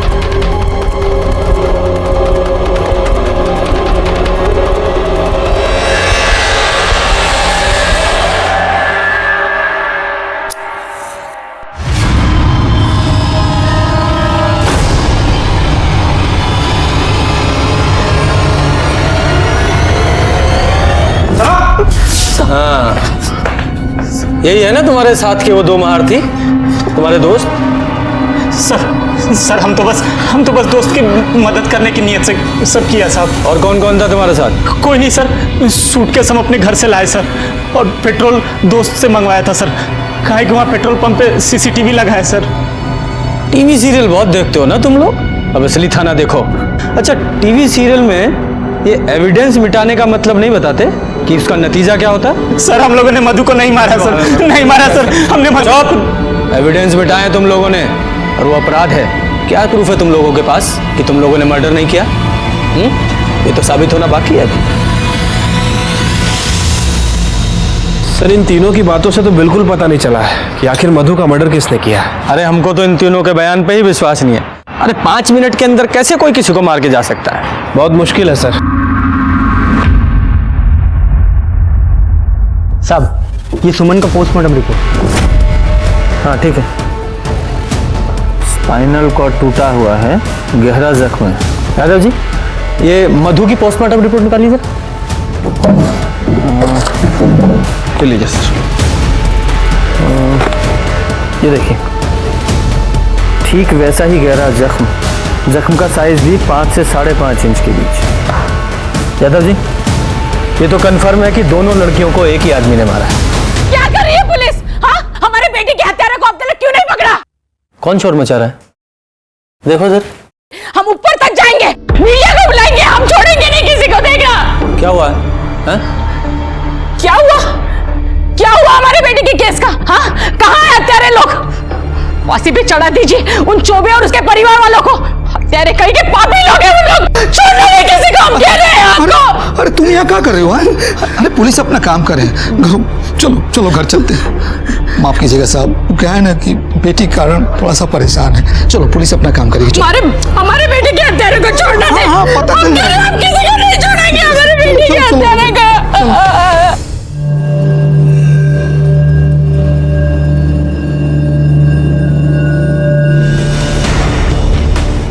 यादव जी, एक काम करो, जिस रोज सुमन की हत्या हुई उस रोज की और उसके आसपास के 2-4 दिन की इस केस से संबंधित सभी की कॉल रिकॉर्ड्स निकालो।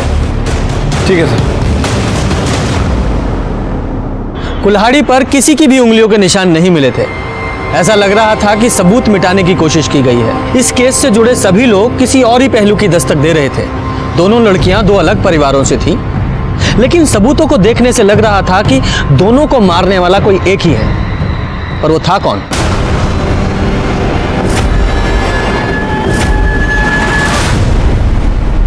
शाह साहब, आप लोगों से कितनी बार कहा है ये ग्लास हमेशा पानी से भरा होना चाहिए।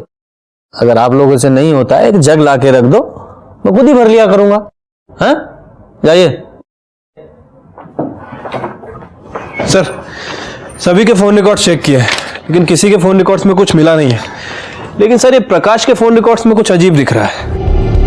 क्या अजीब है इसमें? सर, वो जिस दिन सुमन का मर्डर हुआ उसी दिन उसी समय तकरीबन 9:15 पर ये प्रकाश के फोन पर इन 6 अलग अलग नंबरों से फोन आया था। हाँ, तो उसकी ट्रैवल एजेंसी है तो फोन तो आएंगे ही।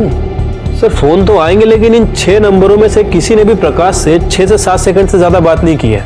मतलब प्रकाश को फोन किया, प्रकाश ने हाय हेलो की और फोन रख दिया। अजीब है सर। हाँ, अजीब तो है। यादव जी, पता करो ये लोग कौन हैं जिन्होंने प्रकाश को कॉल किया और क्यों। उनकी वाइफ उठाई थी फोन, बोले नहा रहे हैं। उनकी वाइफ बोली बीमार हैं, बाद में कीजिएगा। मिसेज मिश्रा से बात हुआ, उस टाइम वो सो रहे थे। मिश्रा जी फोन पे अबे नहीं किए, पूजा पर बैठे थे, फोन वाई ना उठाया। ये बात कौन बोला आपको? और कौन? जिसने फोन उठाया, उनकी वाइफ।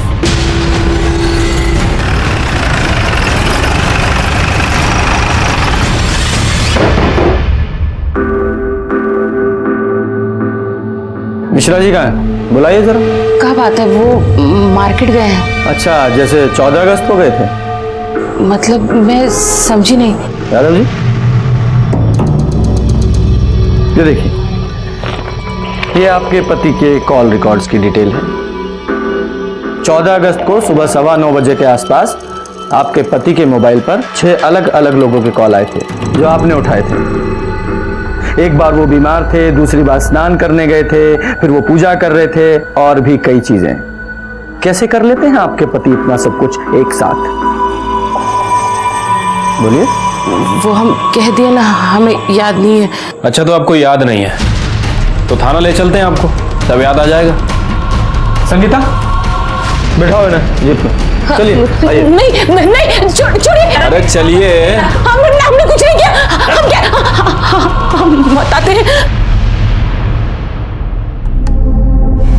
हम बोले थे इनको ये सब मत करो। अरे कहाँ जा रही हो? से मिलने जा रहे हैं हम। रुक। मतलब ये हुआ कि अभी ससुराल से भाग के आई है, अब फिर दोबारा मुंह में करिखा पोतने के लिए बाहर जा रही हैं? हमने अपना मुंह काला नहीं किया, आप लोगों ने हमारा मुंह काला किया। आप लोगों की इज्जत बचाने के लिए हमने अपनी खुशी की बलि चढ़ा दी। लेकिन अब बस, अब ना हम किसी के बारे में नहीं सोचेंगे, अब हम अपने बारे में सोचेंगे। मधु, मधु, कौन? आप रहने दीजिए, हम बात करते हैं उससे। मधु, अरे चुप रहो तुम, सर पे चढ़ा के रखा है इसको, हैं? पूरे गांव में इज्जत चली जाएगी हमारी। चुप रहो तुम। मधु, दरवाजा खोल मधु। अरे मधु, मेरी बात मत सुन। अरे मेरी बात तो सुन। अरे नहीं है ना हमें। मधु बेटा, सुनो तो मेरी बात। मधु,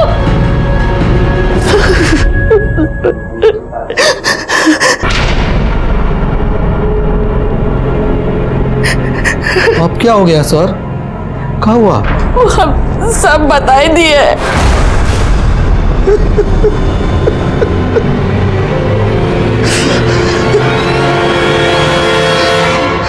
सर हम उस दिन मधु के पीछे गए थे और राजेश, तुम लौट जाओ। राजेश!